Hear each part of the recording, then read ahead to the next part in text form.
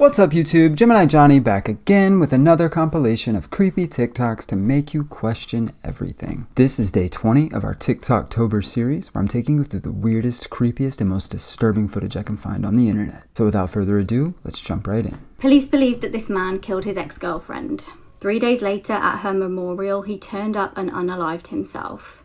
Juan Carlos Mata had been dating 19-year-old Leslie Reese for 1 year between 2022 and 2023. However, when she broke up with him, he apparently had refused to believe that the relationship was over. Leslie's family report that he was abusive to her and toxic. On the 26th of June, it's believed that he waited in the car park of her home. He knew she would be returning home from work soon and he armed himself with a weapon. It's believed that when he saw her, he shot her in the head. Now, Leslie's parents were nearby and they heard gunshots. Tragically, they tried to ring Leslie to warn her to stay safe. Police actually launched a manhunt for Juan. However, before they could locate him, 3 days after the murder, he returned to the scene of the crime. He stood where flowers were for the murdered victim and unalived himself with a gun. Amanozaki's horrifying looks is matched by her foul temper. She loves to go against the crowd, doing the opposite of what is expected. Amanozaki can play with the human heart, causing them to lose their temper.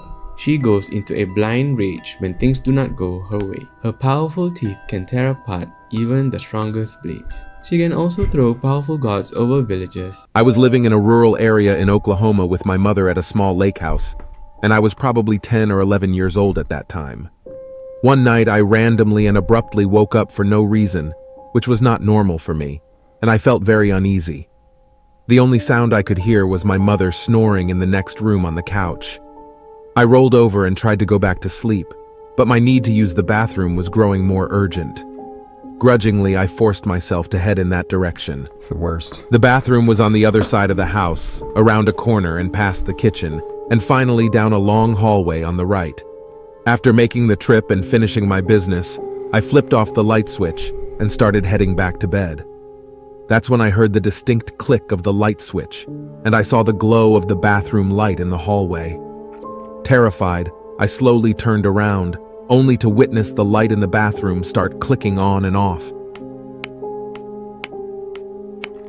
Finally, it shut off completely. In the darkness of the hallway, my eyes began to make out a white shape near the end of the hall. It was around my size and crouched on the floor.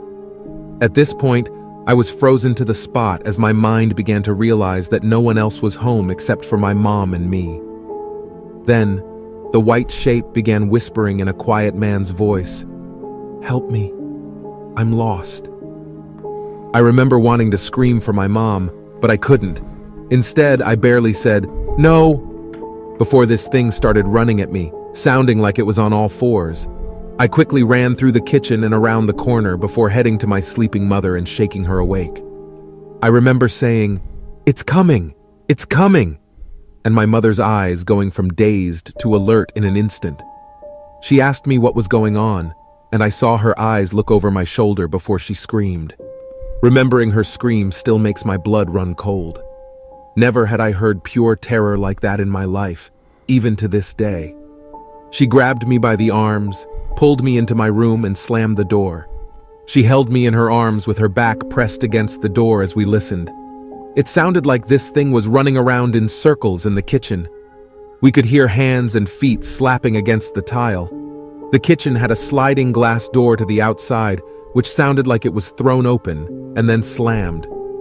We sat there horrified until daybreak. After that incident, I was sent to my grandmother's in the next town for a while, and I never set foot in that house again. Years later, my mother told me that she went walking around the property after the incident and came across a small burial site with 3 headstones belonging to children from the early 1900s. It freaks me out because what I heard that night was a man's voice, but it was so unnatural. My mom still will not tell me what she saw behind me and what made her scream. She tells me she's afraid it will know we're talking about it and that it will come back. This is the first. You'll never guess the clever way that this victim of a... Whew. Man, that was, I don't know if that was true or not, but that was a really good story. I had goosebumps. Oh, man. Yeah, seeing a childlike ghost with a man's voice would be really, haunting. Yeah, I don't know what I would do. I think he did the right thing. Just run to your mom. What else do you do? I don't know. And she obviously did the right thing. Send him out of there. Go to grandma's for a while. It's wild because I'm from Oklahoma originally. And so I was thinking about, like, that felt like a story that could have happened to me. Even though I never lived on a lake. I went to a lot of lakes in Oklahoma. It could have been the same lake. I wonder what his mom saw. Man, that was a good story. This case is literally the stuff of nightmares. This is Daniel LaPlante, and at just 16 years old, he terrorized 2 young girls while actually living in the walls of their home. Daniel was born in 1970 and had an extremely difficult upbringing. He was abused both sexually and psychologically by a lot of adults in his life, including his father, stepfather, and even his psychiatrist. His classmates described him as creepy and weird, and he was diagnosed with hyperactivity disorder, something that there was little support for in the 70s. At 16 years old, Daniel entered the home of the Bowen family in Townsend, Massachusetts. He'd become quite friendly with one of the daughters after phoning the house and striking up conversations with her over the phone before finally meeting face to face. She'd actually become really uneasy with Daniel as he had found out that her mother had died of cancer, and he was asking really inappropriate questions like had she suffered near the end and how it had made her feel.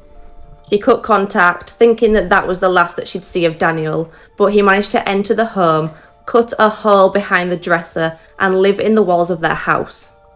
While the girl's father was at work, they decided to use a Ouija board to try and contact their mother. Daniel, seeing this, decided to play tricks on them and began tapping from inside the walls. The girls told their father, who just thought they were playing silly games, and the next time he went out to work, the tapping started again. This time they found a message written on the wall in what they thought was blood, saying, "I'm in your bedroom, come and find me." It completely freaked the girls out. They ran across the road to a neighbour's house, who then called their father, and he came home and again thought it was the girls playing tricks.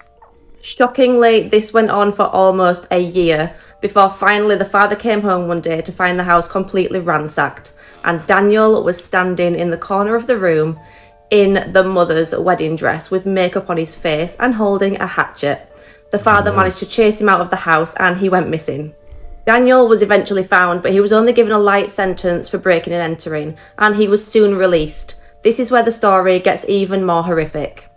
On December 1st, 1987, Daniel entered the home of the Gustafson family. Priscilla Gustafson, who was actually pregnant with her 3rd child, was raped by Daniel and then shot multiple times at point-blank range. Daniel then turned his attention to the 2 children in the house, 7-year-old Abigail and 5-year-old William. They were both drowned by Daniel in separate bathrooms. The father then came home from work to find his whole family murdered. It didn't take the police long to link Daniel to the murders, and a manhunt began, and just 48 hours he was spotted by a member of the public who recognised him from a police photo, and he was found hiding in a dumpster. A hair belonging to Abigail Gustafson was found on Daniel's clothing, and it confirmed to the police that they had their killer. A year later, Daniel was sentenced to 3 life sentences for the murders of Priscilla, Abigail, and William. This is Daniel now. He's appealed his sentence multiple times, and it's been denied. Why was this symbol so powerful in ancient Egypt? The Ankh, a simple yet powerful symbol, holds deep significance in Egyptian culture and spirituality. The Ankh represents life and immortality, and was believed to offer protection and strength to those who wore it. The shape of the Ankh is said to resemble a key, unlocking the doors to the afterlife and connecting the physical and spiritual worlds. The Ankh was closely associated with the goddess Isis, who was known as the Mother of Life and the Eternal Spirit. Wearing an Ankh was believed to connect one with her divine power and offer guidance and wisdom in life. Even in modern times, the Ankh's power and significance remain important. Wearing an Ankh can help a person connect with their inner wisdom, access their divine power, and live life to the fullest. So if you're looking to tap into your inner strength and live a more fulfilling life, consider wearing an Ankh. Let its spiritual power guide and protect you on your journey. Unlock your true potential by visiting our profile to receive a free... It was around 3 a.m. in the morning when the Half Family 2018 captured a strange phenomenon in their Ring camera. I'm gonna play the video. Notice how in the end you can hear the voice of a little girl That's saying, Casper, "We are bro. here." The only problem is there was no little girl in their backyard at 3 a.m. in the morning. Check this out.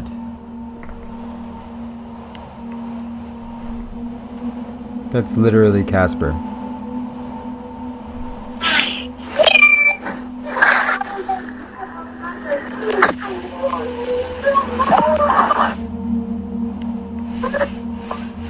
Videos that seem innocent but have a terrifying backstory, Part 3.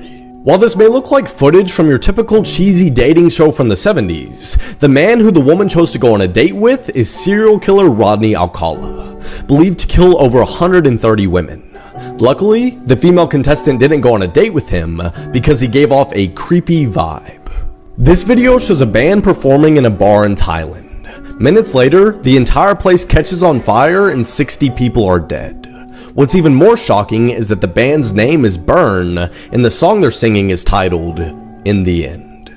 In 2009, an old man named Edward Mascari uploaded a video of him singing Pretty Woman to his YouTube channel.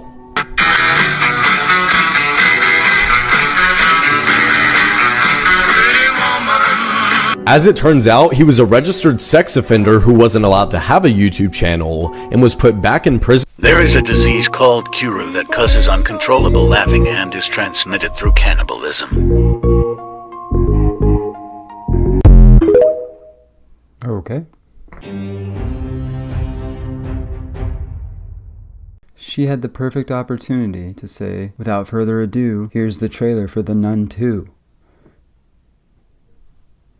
And we're not going to watch it because they're not paying me, so. Photos taken before disaster. This is the last known photo of Tsarevich Alexei and Empress Alexandra before they were executed with the rest of the Romanovs. Let's enhance it with sharp AI. The Romanov family ruled over Russia until 1917, when the revolutionaries overthrew the government. The Tsar and the Empress were taken with their 4 daughters and son, kept prisoners, and ultimately executed in 1918. All their remains have now been found, but for many years people believed Anastasia might have survived. Alexei's remains were the last to be found, but now we know for sure that no Romanov survived. This has to be one of the craziest unsolved murder cases I've ever covered on this page. This is a case of Dorothy Jane Scott. Hi Meg, I talk about true crime. Let's get into the weird details surrounding this case. Dorothy Jane Scott was a 32-year-old single mother living in Stanton, California. Her son's name was Sean and he was only 4 years old. Sean's father didn't live in the area, so Dorothy's parents would help her take care of him when she was at work. Dorothy was one of those girls who preferred to stay at home. She was a devout Christian and she didn't really drink or do drugs. Months before she went missing, she started getting really strange phone calls. There was no caller ID or anything. It was an anonymous man who would call and proclaim his love for her. And then he would follow up by telling her he wanted to kill her. It was all very strange at first, but she didn't take it that seriously until one day he called and told her to look outside her house because there was a gift for her. According to Dorothy's mother, who was there at the time, she went outside and there was a single dead rose on her window shield, meaning whoever this was knew where she lived.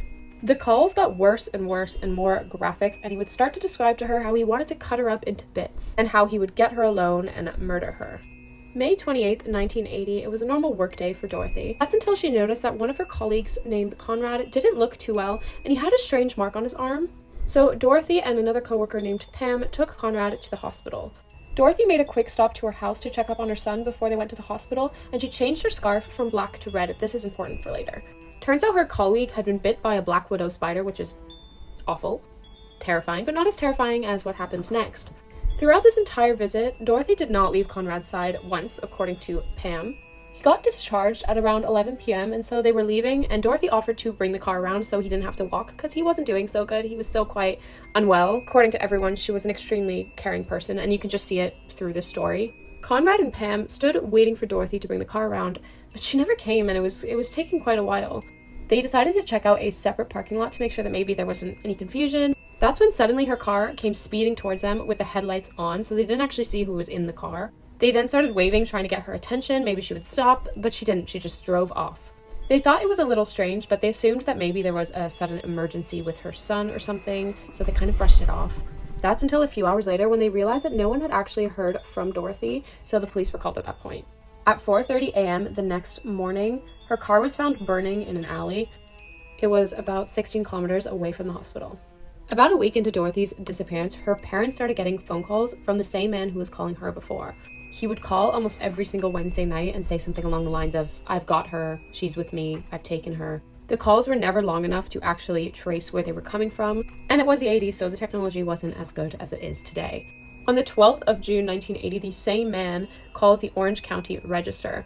They were publishing papers about the case, and according to them, he said, "I killed her, I killed Dorothy Scott, she was my love, I caught her cheating with another man, she denied having someone else, I killed her."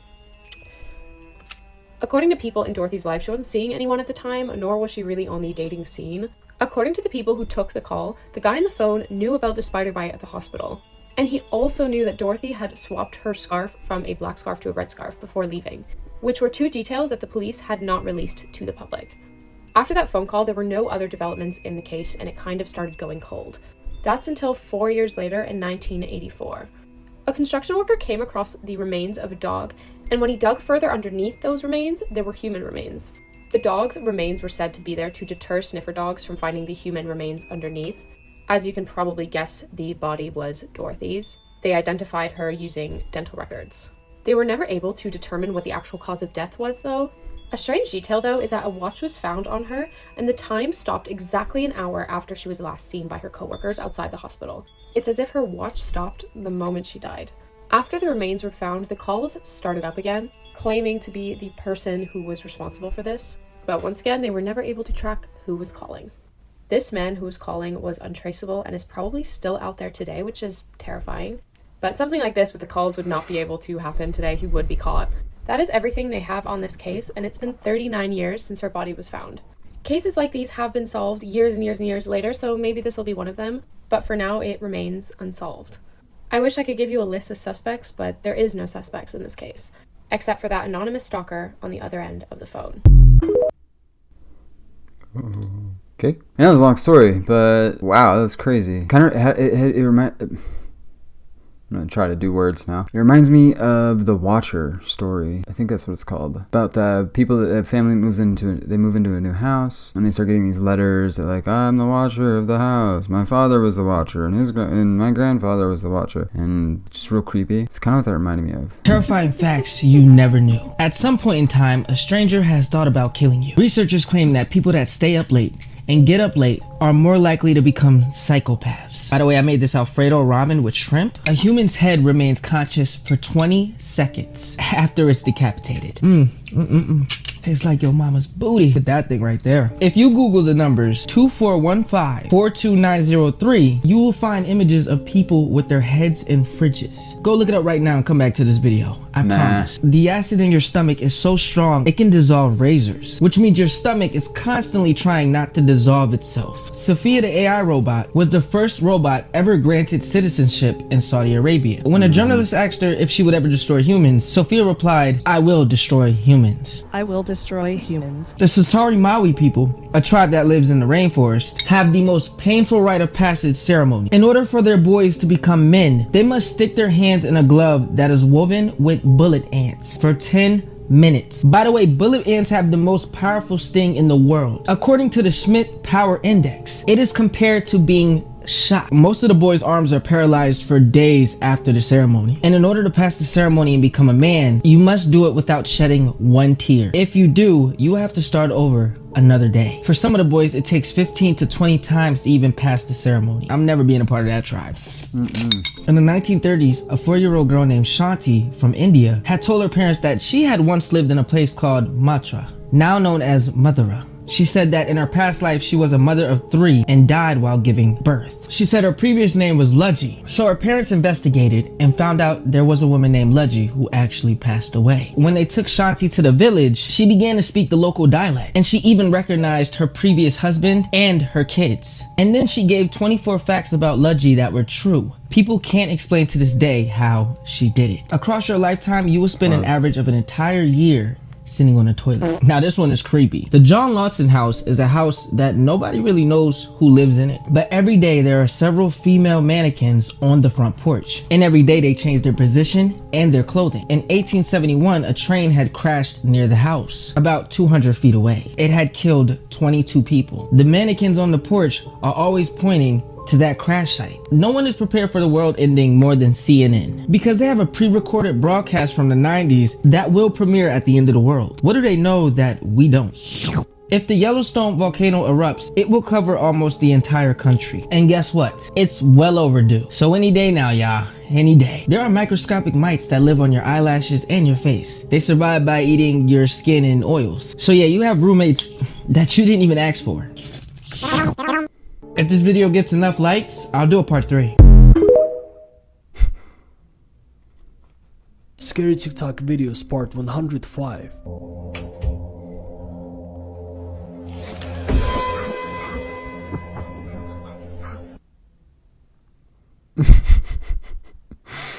Alright.